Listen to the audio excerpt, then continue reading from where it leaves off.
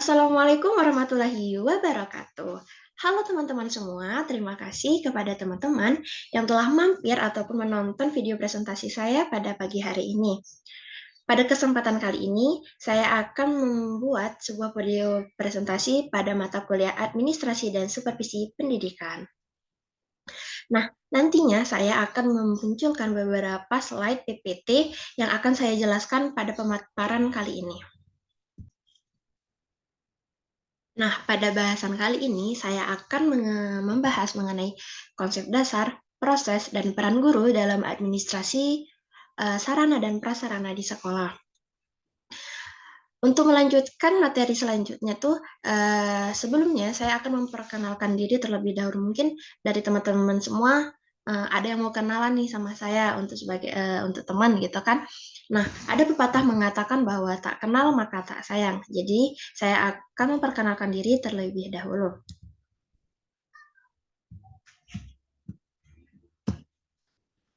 Nah, di sini saya akan memperkenalkan diri.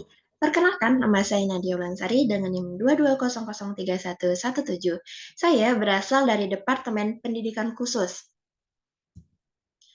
Nah, pada bahasan kali ini, apa sih sarana dan prasarana itu? Jadi,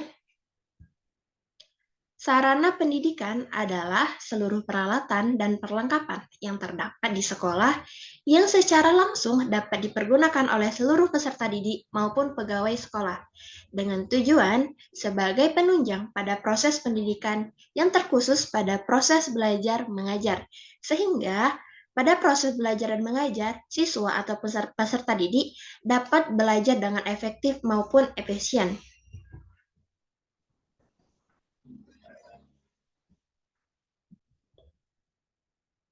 Adapun beberapa contoh maupun peralatan dan perlengkapan yang terdapat di sekolah nih, misalkan seperti bangunan, gedung, ruangan kelas, meja, kursi, papan tulis, infokus, dan lain sebagainya sebagai penunjang dalam pembelajaran. Sedangkan sarana pendidikan adalah fasilitas yang disediakan sekolah secara tidak langsung dapat menunjang jalannya proses pendidikan. Misalnya, seperti laboratorium. Laboratorium ini bisa dalam laboratorium biologi, laboratorium kimia, dan lab komputer. Administrasi sarana dan prasarana adalah seluruh proses yang direncanakan dan diusahakan secara sengaja dan bersungguh-sungguh, serta pembinaan secara berkelanjutan atau kontinu terhadap benda-benda pendidikan, agar dapat selalu siap pakai atau bisa dibilang dengan ready for us dalam proses belajar mengajar semakin efektif dan efisien dalam mencapai tujuan awal pendidikan. Dalam proses administrasi juga terdapat beberapa langkah-langkah ataupun cara yang dapat dilakukan dalam mencapai tujuan. Kali ini saya akan membahas mengenai proses administrasi sarana dan prasarana. Yang pertama adalah perencanaan.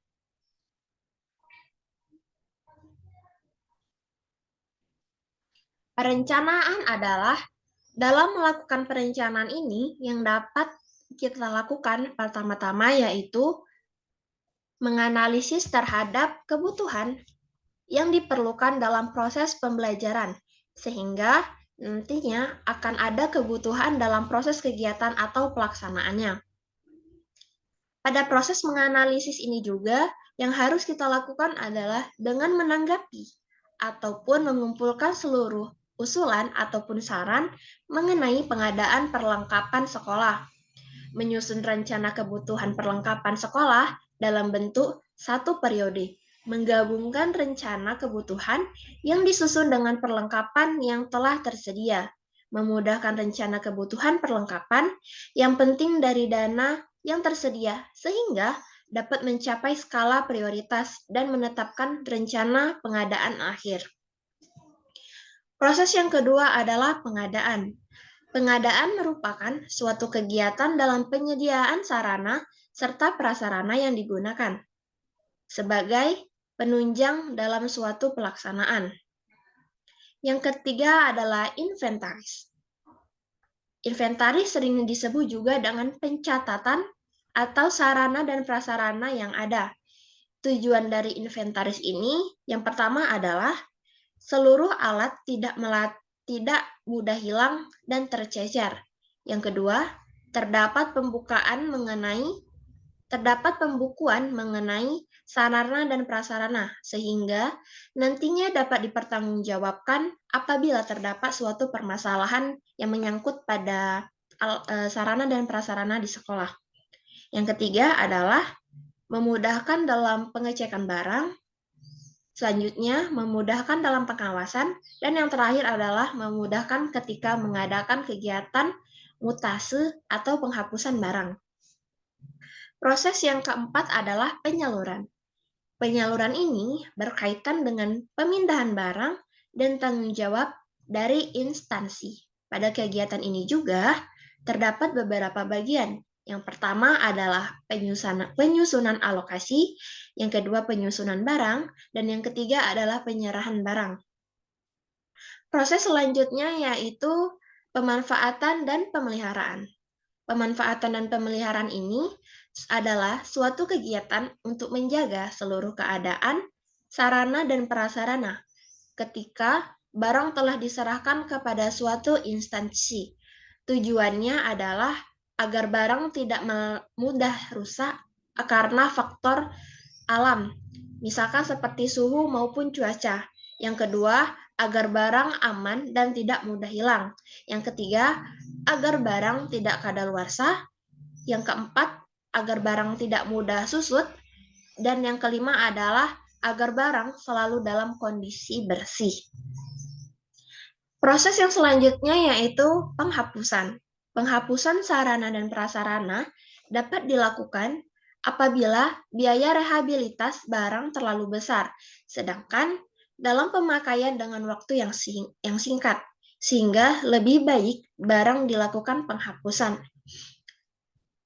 Proses yang terakhir mengenai administrasi sarana dan prasarana adalah pengawasan.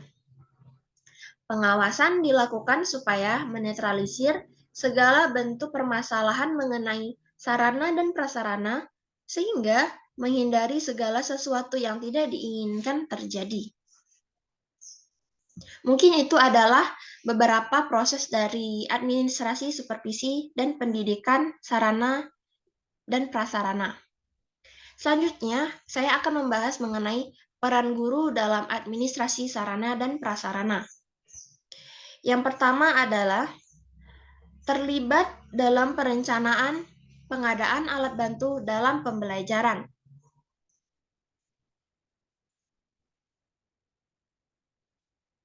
Yang kedua, terlibat dalam pemanfaatan dan pemeliharaan alat bantu pengajaran yang digunakan guru. Yang ketiga, pengawasan dalam penggunaan alat praktek oleh siswa. Mungkin pada poin pertama ini menjelaskan bahwa guru dapat melakukan perencanaan dalam media pembelajarannya itu dengan alat-alat yang tersedia di sekolah, misalkan pada penggunaan laboratorium. Nah, dalam penggunaan laboratorium itu terdapat beberapa barang yang dapat digunakan dalam praktek pembelajaran.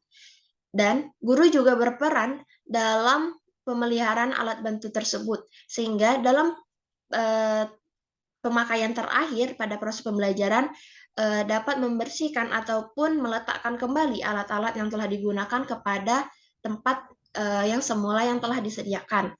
Nah, dalam pemakaian alat-alat ataupun prasarana di sekolah, di dalam laboratorium, pengawasan guru dalam penggunaan alat praktek siswa tersebut harus juga diperhatikan demi keselamatan dalam proses pembelajaran. Mungkin itu saja presentasi saya pada pembahasan kali ini.